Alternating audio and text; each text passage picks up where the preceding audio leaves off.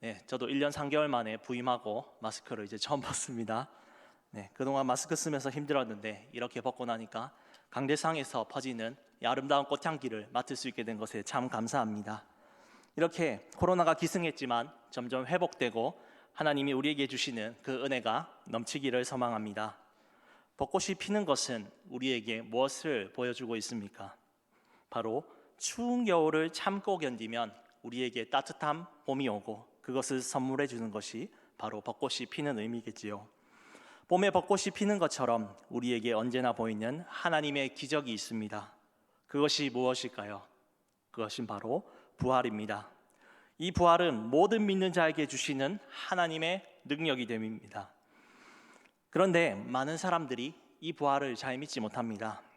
저는 예전에 좋아하는 기독교 책을 쓰시는 작가님을 좋아했습니다. 이 작가님은 교회 안에서 심리학, 엔터테인먼트 그리고 경영을 가지고 하는 것들에 대해서 잘못되었다라고 얘기하시면서 올바른 방향으로 나아가도록 성경적인 답을 찾고자 늘 얘기하고 외치는 분이셨습니다. 그래서 정말 저도 그분의 책을 보면서 정말 우리 교회가, 한국 교회가 깨어 있으면 좋겠다라는 그 마음을 가지면서 참 그분에게 많은 기대를 하였습니다. 그런데 최근에 이 작가님이 쓰셨던 2019년 부활 역사적 사실을 찾아서라는 그 책을 봤는데 너무나 깜짝 놀랐습니다. 그분의 주장은 이랬습니다. 예수님의 부활은 실제로 일어나지 않았다. 이것은 사도 바울이 교회 안에서 자신의 주장을 뒷받침하여서 자신의 권리를 높이고 사도권을 확보하기 위해서 주장하는 교리일 뿐이다 라고 하였습니다. 참으로 이 부활을 믿는 것이 우리의 마음으로 되는 것이 아닙니다. 이 진리를 누리고 체험하는 사람, 그 성령 안에서 깨닫는 사람만이 이해할 수 있는 사실입니다. 여러분은 이 부활을 온전히 믿고 바라보십니까? 그것을 믿는 자들은 복된 줄 믿으시기 바랍니다. 주님은 우리에게 이 부활을 믿는 자들에게 두 가지 약속을 오늘 본문을 통해 하시는데 우리 함께 은혜 받기를 원합니다. 예수님은 마지막 이제 죽음의 자리를 향해 가고 있었습니다. 앞서 예수님은 진리를 선포하시면서 유대인들에게 영생을 주는 분이 바로 자신이라는 것을 말씀하셨습니다. 그런데 그들은 돌을 들어서 예수님을 치려고 했습니다. 이렇게 예수님을 거부하고 있을 때에 한 사건이 일어나죠. 바로 오늘 본문에 나사로가 죽어가고 있는 상황이었습니다. 베다니에서 나사로가 죽어가고 있었기 때문에 나사로 측에서 사람을 예수님에게 보냈습니다. 그리고 그의 병을 고쳐주기를 간절히 요청했습니다. 예수님께서는 이에 알겠다 하고 바로 가시지 않았습니다. 머뭇거리시면서 그 가운데 머물러 있었습니다. 왜 이렇게 예수님께서 나사로에게 가는 것을 연기하고 계셨을까요?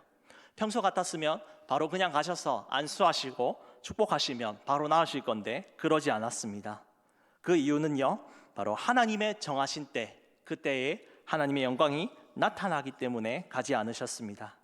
그냥 나사로를 가서 낫게 하면 그걸로 끝이지만 죽었던 사람을 다시 살리는 것, 그것은 아주 더 큰 놀라운 기적이고 하나님의 영광을 높이는 일입니다. 나사로를 살려서 예수님이 누구인지 보여주려는 오늘 사건입니다. 이제 시간이 흘러서 예수님은 이제 나사로를 깨우러 가자 하며 제자들과 함께 베다니로 도착하십니다. 그리고 도착했을 때에 나사로가 이미 죽어 있었습니다. 장례식에서 젊은 사람이 죽는다는 것은 참 많은 안타까움을 느끼게 합니다. 우리 인간의 관점에서 아직 할 일이 많은 사람이 지병이나 사고로 떠나는 것이 참 많이 아쉽습니다. 특별히 사랑하는 오라비를 잃었던 마르다와 마리아에게 얼마나 큰 상심이 될까요? 베다니에서 이 세 남매가 서로 의지하면서 살았습니다. 부모님이 같이 없는 것을 보아하니 어디 멀리 떨어져 사셨거나 이미 일찍 돌아가셨다는 것을 우리는 유추해 볼 수가 있습니다. 이들은 참 많이 의지하였는데 그들은 이미 세상을 떠나서 살아가는 이 세상을 떠나서 떨어져 있는 그 부모님의 그 상황 속에서 그들은 서로 의지하며 살았습니다. 다른 본문에 보면 마르다가 주방을 맡아서 예수님을 대접하였는데 이것을 볼 때 삼남매의 경제 사정이 그렇게 여유롭지는 않았다는 것을 볼 수 있겠죠. 이런 가정에서 마르다와 마리아가 가장 의지하는 이 오빠가 세상을 떠났는데 그들의 마음이 얼마나 많이 무너졌을까요? 마르다와 마리아는 주님이 왜 이제 오셨냐면서 원망을 하고 있습니다. 만약 주님이 오셔서 안수했다면 죽지 않았을 거라고 합니다. 그런데 주님은 이들의 슬픔을 아셨습니다. 그러며 그들에게 위로의 말씀을 선포하시면서 동시에 오늘 자신이 누구이신지 알리십니다. 11장 25절에서 26절을 제가 읽겠습니다. 나는 부활이요 생명이니 나를 믿는 자는 죽어도 살겠고 무릇 살아서 나를 믿는 자는 영원히 죽지 아니하리니 이것을 내가 믿느냐. 헬라어로 원어로 풀이하면 이렇습니다. 나는 나다. 부활이고 생명이다. 나를 믿는 자는 죽어도 살 것이고 살아서 나를 믿는 모든 자는 영원히 죽지 아니할 것이다. 이것을 내가 믿느냐. 슬퍼하는 마르다에게 이 위로의 말씀을 하나님께서 주셨습니다. 사람들은 예수님을 기적을 행하시는 메시아로 여겼습니다. 병을 고쳐주니까 엘리야나 예레미야처럼 기적을 행하는 사람쯤으로 여겼습니다. 마르다의 지식도 이것에서 크게 벗어나지 못한다는 것을 알 수 있죠. 주님은 마르다에게 그리고 오늘 본문을 읽는 우리 모두에게 그 약속을 하십니다. 부활이란 단어는 여기서 헬라어로 아나스타시스라고 합니다. 다시 서다, 다시 일어나다라는 뜻합니다. 예수님이 말하는 부활은 궁극적으로 미래의 재림 때 일어나는 것입니다. 그러나 예수 그리스도의 부활은 단지 미래에 죽었다가 다시 살아나는 것만을 의미하지 않습니다. 이것을 믿는 사람들은 바로 마르다와 같은 유대인들이었습니다. 그들의 생각에 부활은 종말의 날에 임할 시간으로 알았습니다. 물론 부활은 예수 그리스도의 오시는 그날에 완전히 완성될 것입니다. 하지만 부활은 바로 현재에 일어나는 사건이라고 주님이 얘기하십니다. 그것을 보여주겠다는 것이 바로 오늘 나사로의 부활의 사건입니다. 나사로가 다시 살아나는 것을 통해서 부활의 생명이신 주님이, 그 주체이신 주님이 이제 자신이 십자가에 죽으셨다가 다시 살아남을 통해서 부활의 주이심을 나타내고자 하셨습니다. 예수님은 왜 부활이고 생명이실까요? 태초에 예수님이 하나님 아버지와 함께 하신 그 말씀이기 때문입니다. 이 말씀이 아무것도 없는 세상에서 온 세상을 만드신 그 능력의 하나님이셨습니다. 이 만물을 지으신 그 말씀이 죽은 자도 일으키실 수 있습니다. 왜입니까? 바로 창조주 하나님이시고 그 모든 생명의 주관자이신 분이 바로 예수님이시기 때문입니다. 나를 믿는 자는 죽어도 살겠고 그 첫 번째 약속은요, 나를 믿는 자는 죽어도 살겠다입니다. 약속된 영원한 말씀이죠. 여기서 나를 믿는 자라는 것은 지속적으로 믿는 자라는 것이죠. 중간에 믿다가 끊는 자가 아니라 계속해서 하나님을 믿어야 되는 자라는 것입니다. 성도는 죽어도 사는 자입니다. 여기서 죽음은 육체적인 죽음입니다. 이것을 아무도 피할 수 없습니다. 아담의 죄로 인해서 누구든지 죽습니다. 그러나 예수 그리스도의 공로와 능력으로 그것을 믿는 자는 영원히 사는 것입니다. 신자는 여전히 노안이든지 병이든지 사고든지 그 육체의 죽음은 우리 또한 피할 수 없습니다. 그러나 그는 죽어도 죽은 자가 아닙니다. 왜일까요? 마지막 주님의 재림 때에 육체도 최종적으로 부활할 것이고 그들은 부활의 소망을 믿고 자고 있기 때문에 그들은 죽은 자가 아닙니다. 바클리는 이에 대해서 얘기합니다. 예수님을 믿으며 살아가는 자들은 해 지는 쪽을 향하여 여행하는 것이 아니라 해가 뜨는 쪽을 향해서 여행하는 자들이라. 예수님께서 부활과 생명이 되시기 때문에 죽음은 더 이상 신자들에게 두려운 존재가 아닙니다. 그래서 그들은 죽는 것이 아닙니다. 자고 있습니다. 주님의 부활에 그들은 다시 일어날 것이며 우리는 슬퍼하지 않습니다. 왜입니까? 이 말씀을 하시며 마르다와 여기 죽음을 두려워하며 우리 먼저 간 그 사람을 또 그리워하는 우리 모두에게 하나님께서 우리를 위로하시기 때문입니다. 저는 죽음이 제일 두려울 때가 있었습니다. 바로 동생이 세상을 떠난 그때였습니다. 어제까지만 해도 정말 따뜻했던 그 이마가 영안실에서 그 이마를 다시 만졌을 때에 얼마나 차가웠던지, 그때의 죽음이 얼마나 두려운지 느꼈습니다. 무서워서 정말 눈물이 났습니다. 하나님, 나도 죽는 것입니까? 나도 저렇게 죽고요, 우리 동생도 정말 여기서 끝나는 것입니까? 정말 너무 많은 눈물이 흘렸고 함께 위로하러 오신 목사님들과 함께 너무 얼마나 많이 울었는지 모릅니다. 그때 하나님께서 장래 가운데에 제 동생이 세상을 떠나기 전에 하나님을 향해 고백했던 그 고백이 떠올렸습니다. 오빠, 나의 주님은 나의 하나님이시고 나의 예수님은 나의 주인 되심을 믿어. 그 고백을 들었을 때에 동생이 세상을 떠나는 것이 슬프지만은 않았습니다. 왜냐하면 그 생명을 잃었어도 영혼은 죽지 않고 하나님 품에서 뛰어놀기 때문입니다. 그리고 주님께서 내가 믿음으로 그 눈을 보면서 그 재림의 날에 부활해서 다시 만날 것을 기대하고 소망하기 때문입니다. 그래서 저는 모든 교회의 절기 중에서 부활절이 제일 좋습니다. 성도 여러분, 우리에게 보고 싶은 얼굴들이 있습니까? 그들은 우리보다 먼저 가서 내가 되어서 이 땅에서의 삶을 마감했죠. 그들이 먼저 가서 슬픈 마음이 있습니까? 사랑하는 나의 가족이, 나의 친구가 세상을 떠났다는 것이 그 어떤 말로도 위로가 되지 않을 것입니다. 보고 싶고 그리운 얼굴들이 참 내 마음을 힘들게 하지만 그러나 나에게 더 큰 벅차오르는 기쁨과 소망이 있는 것을 믿으십시오. 그 소망이 무엇입니까? 그들이 죽지 않고 하나님 품에 안기고 재림의 날에 다시 부활해 우리가 만날 것을 소망하기 때문입니다. 우리가 가지고 있는 슬픔 완전히 없어질 수는 없습니다. 그러나 그 슬픔보다 더 큰 부활의 주님이 그들을 일으키시고 우리를 만나게 하는 것을 우리는 사모하고 기대합니다. 그러므로 우리는 그 소망을 바라보고 먼저 간 이들의 부활을 기대하며 사모하기 원합니다. 또한 부활의 주님이 지금 이 순간 우리가 힘내어서 그들을 믿으며 그들을 기대하고 그들을 바라보면서 살아가기를 축복합니다. 부활이 우리에게 주는 약속은 무엇입니까? 그 두 번째는 신자들은 영생을 가진다는 것입니다. 예수님이 약속하신 두 번째 약속, 그것은 바로 산자들에 대한 약속입니다. 성도는 영원히 죽지 않는다는 것입니다. 이것은 미래적 의미로 결코 죽지 않을 것을 의미하는 것입니다. 그리고 또 두 번째 의미는요, 육체적인 그 죽음을 뿐만 아니라 진정 두려워하는 영적인 죽음, 바로 하나님과의 관계가 끊어지는 것, 그 영원한 죽음이 없어지고 우리가 그 하나님과의 관계가 계속 영원히 이어지는 것, 이것이 바로 영생이라는 것입니다. 요한복음 17장 3절에서 예수님은 이렇게 기도하십니다. 영생은 곧 유일하신 참 하나님과 그가 보내신 자 예수 그리스도를 아는 것이니이다. 하나님과 예수 그리스도를 알고 관계하는 것, 이것이 영생입니다. 그런데 여러분 생각해 봅시다. 그런데 나에게 그게 무슨 유익이 있습니까? 이 관계 속에서 얻는 기쁨과 즐거움이 정말 다르다는 것이죠.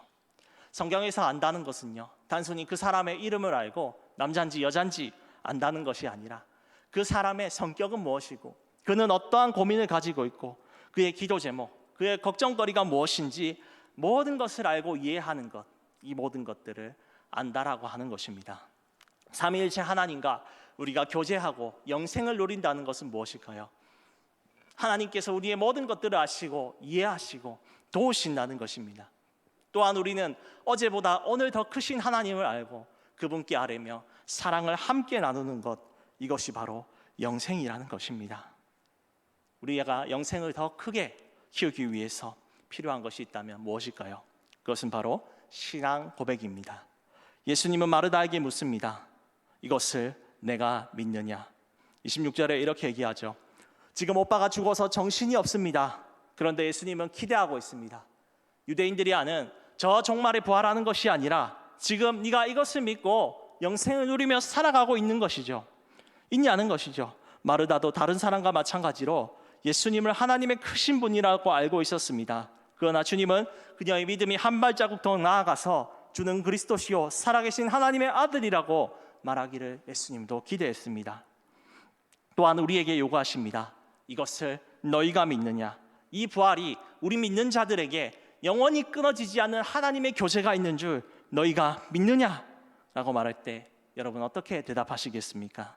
마르다는 27절에서 이렇게 고백합니다. 읽겠습니다.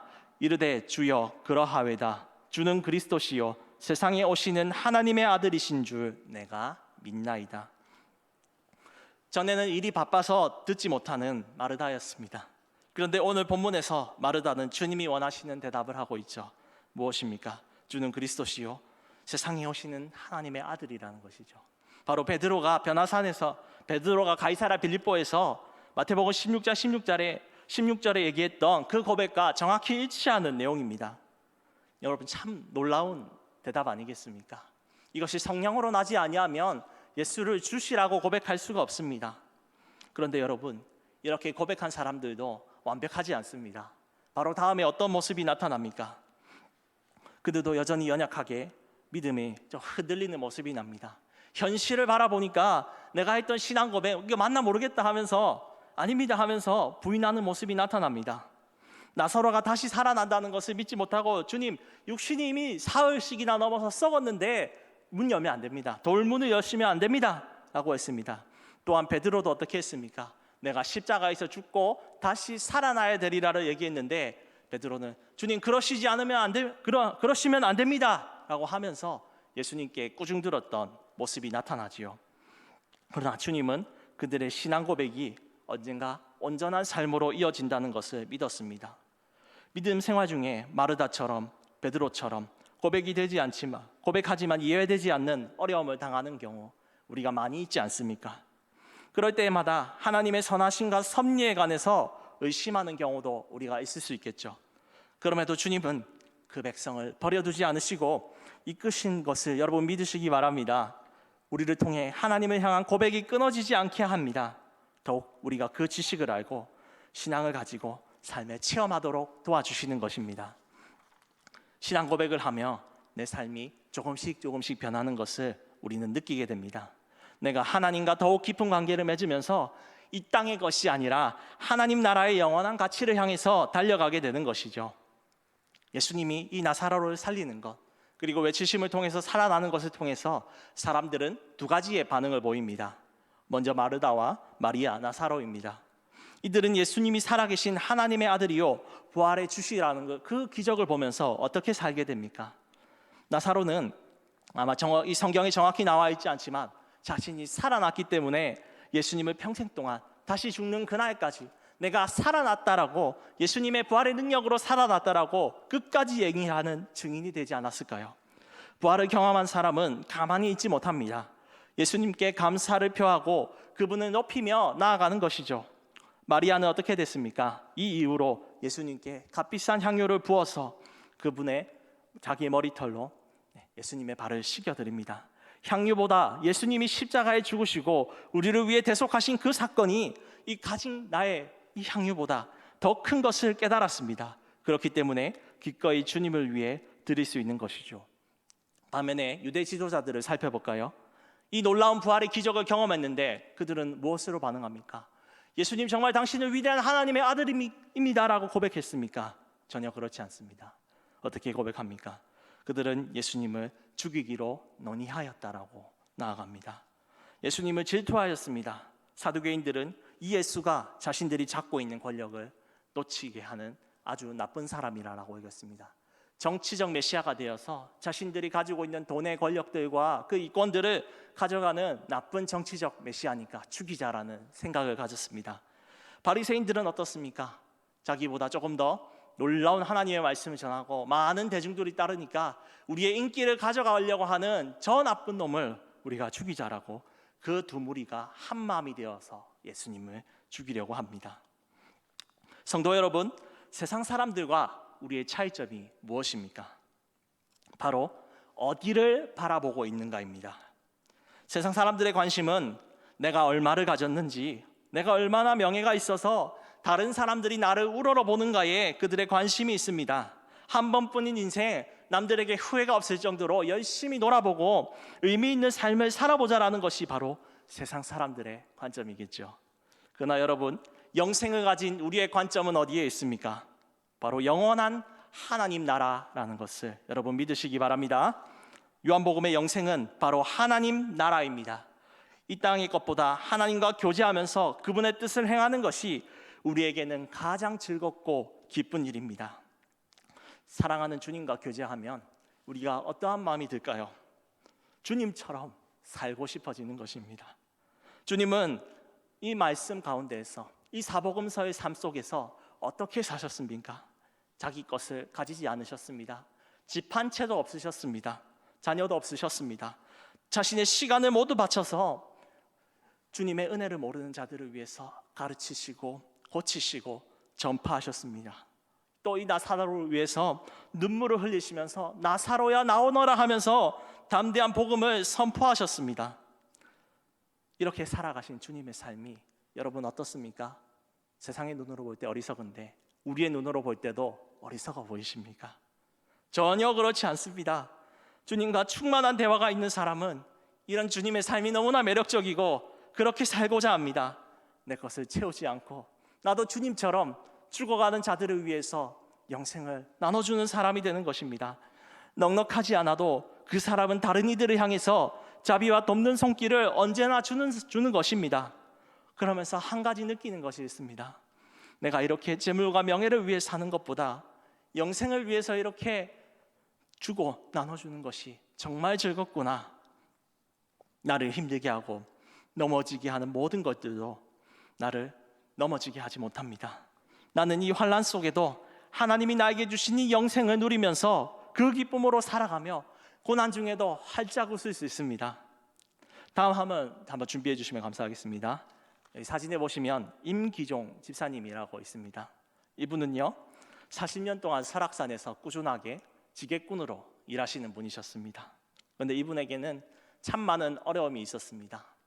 가지고 있는 모든 치아는 모두 빠져버려서 임플란트를 해야 되고요. 중학교 때까지 참 공부도 잘하고 마라토너가 꿈이었는데 부모님이 모두 돌아가셔서 중학교 2학년 때 어쩔 수 없이 지게꾼을 시작하셔야 됐습니다.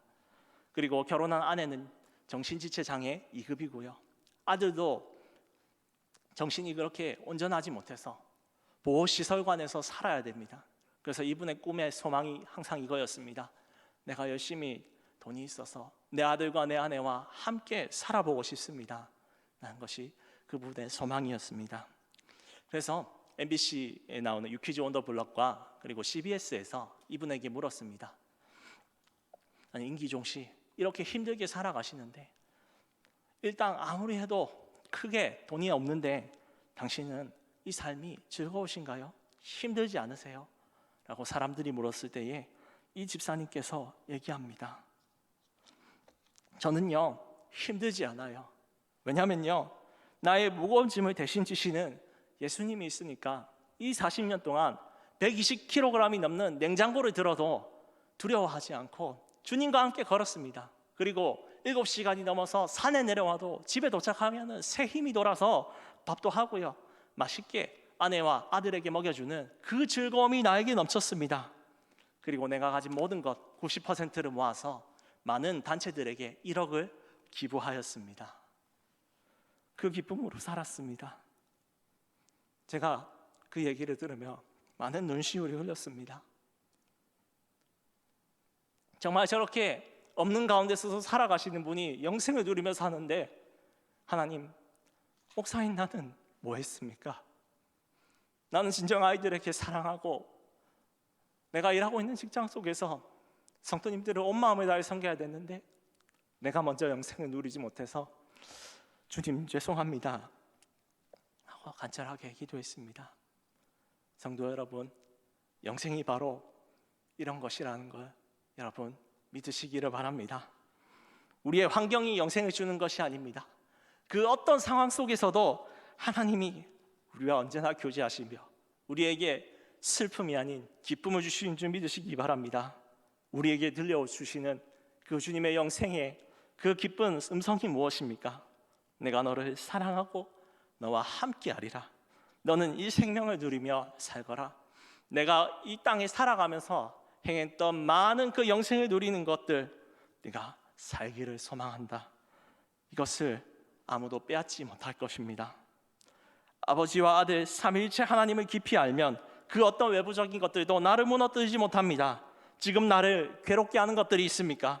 나를 낙심하게 하고 좌절하게 해서 영원한 것을 바라보지 못하게 하는 그 철옹성과 같은 것들은 무엇입니까? 그것은 영생에 비하면 아무것도 아니고 썩 없어질 것임을 믿으시기 바랍니다. 하나님 아버지와 그 예수 그리스도께서 주시는 깊은 교제는 우리는 누리면 누릴수록 어떤 세상도 이겨낼 수 있는 것입니다. 이 영생을 누리며 혹시 부족한 것이 있습니까? 시간이 없고요 또 우리에게 물질이 없습니까? 여러분, 그렇게 살면요 하나님께서 우리에게 한 가지 약속하셨습니다. 하늘에 계신 이 아버지께서 모든 것을 채워주시겠다는 것이죠. 우리 잘 알고 있는 마태복음 6장 33절에 어떻게 말씀하고 있습니까? 너희는 먼저 그의 나라와 그의 의를 구하라. 그리하면 이 모든 것을 너희에게 주시리라. 내 것을 계속해서 베풀면, 예수님의 모습처럼 살면 이 영생이 내 안에 꺼지지 않는 것입니다. 세상 소망 사라져가도 우리 주님이 주시는 생명은 영원한 것입니다. 그리고 그분이 내 모든 삶까지 책임져 주시는 것이죠. 코로나 동안에 여러분 교회 모임 가운데에 많은 사역들이 하지 못했고요. 또 우리가 다시금 무너진 터를 쌓아놓을 시기가 왔습니다. 영생을 우리가 어떻게 하면 우리가 더 풍성하게 누릴 수 있겠습니까? 주님과 함께 우리 모든 성도들이 한 마음이 되어서 우리가 할 수 있는 것들을 하며 구역이 활성화되고요, 실버대학이 일어나고요, 우리 모든 주일학교가 하나님의 말씀 안에 서로 사랑하고 섬기고 예수 그리스도의 모습으로 살아갈 때에 우리는 영생을 충만히 누리는 것을 우리는 믿습니다. 성도 여러분, 한 주 동안 이 부활과 생명이 주는 그 영생을 누리면서 승리하시기를 소망합니다. 세상의 수많은 사람들은 부활이 거짓말이라고 또는 일어날 리가 없다고 의심합니다. 이 땅에 잘 먹고 잘 사는 것이 전부라고 얘기합니다. 그러나 우리는 이 부활이 진짜라는 것을 믿습니다. 나보다 먼저 간 사람들, 그들은 비참한 것이 아니라 그들은 주님 앞에 잠들며 저 하늘 위에서 주님과 뛰어노는 것을 믿음으로 보고 우리도 그들을 빨리 만나기를 기대하고 소망합시다. 나사로야 나오너라라고 말씀하시는 그 주님의 음성이 들려질 때 하나님을 그들은 맞이할 것이고 우리는 그들을 다시 볼 것입니다. 또한 이 부활을 통하여 내게 영원한 생명이 있음을 믿읍시다. 이 사실을 믿는 우리의 신앙을 날마다 고백하며 살 때 부족한 삶이 온전하여질 것입니다. 주님, 내가 사랑합니다. 주님은 나의 모든 것이며 나를 위해 죽으시고 부활하신 주님을 내가 믿습니다. 또한 내가 이 부활을 믿음으로 내게 펼쳐진 현실과 그 어떠한 환난과 궁핍 속에도 나는 주님만을 섬기고 살아가겠습니다. 성도 여러분, 이 부활이 주는 약속 두 가지를 믿으면서 주님과 함께 승리하는 우리가 되기를 축복합니다.